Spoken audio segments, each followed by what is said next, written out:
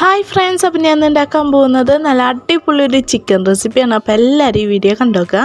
1 kilo chicken, 1/2 teaspoon മുളകും പൊടി, 1/4 teaspoon മഞ്ഞൾപ്പൊടി, ആവശ്യത്തിന് ഉപ്പ്, 1/2 ടീസ്പൂൺ കുരുമുളക് പൊടി മിക്സ് ചെയ്തെടുത്തതാണ്. 1 മണിക്കൂർ റെസ്റ്റ് ചെയ്യാൻ വയ്ക്കാം.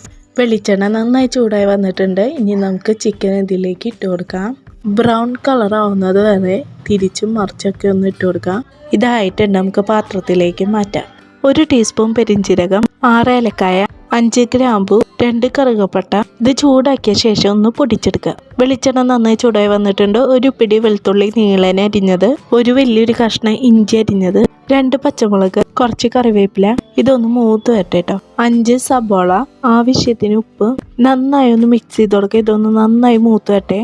2 തക്കാളി നന്നായി ഒന്ന് വെന്ത് വരട്ടെ. പൊതിയില, മല്ലിയില, 1/2 ടീസ്പൂൺ മഞ്ഞൾപ്പൊടി, 1 ടീസ്പൂൺ മുളകും പൊടി, 2 ടീസ്പൂൺ മല്ലിപ്പൊടി, 1/2 teaspoon garam masala, 1 teaspoon chicken masala.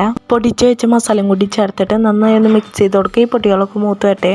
വറുത്ത് വെച്ചിട്ടുള്ള ചിക്കനും കൂടി ഇട്ടിട്ട് നന്നായി ഒന്ന് മിക്സ് ചെയ്ത് കൊടുക്കുക. 1/2 കപ്പ് വെള്ളം കൂടിയും ചേർത്തിട്ട് നന്നായി ഒന്ന് മിക്സ് ചെയ്യാം. നെയ്ച്ചോറിൻ്റെ ഒപ്പൊക്കെ കഴിക്കാൻ പറ്റിയ നല്ല അടിപൊളി ഒരു ചിക്കൻ കറിയാണ്. അപ്പോൾ ഇതൊന്ന് ട്രൈ ചെയ്ത് നോക്കുക. ഇഷ്ടമായെങ്കിൽ ലൈക്ക് ചെയ്യുക, ഷെയർ ചെയ്യുക, സബ്സ്ക്രൈബ് ചെയ്യുക.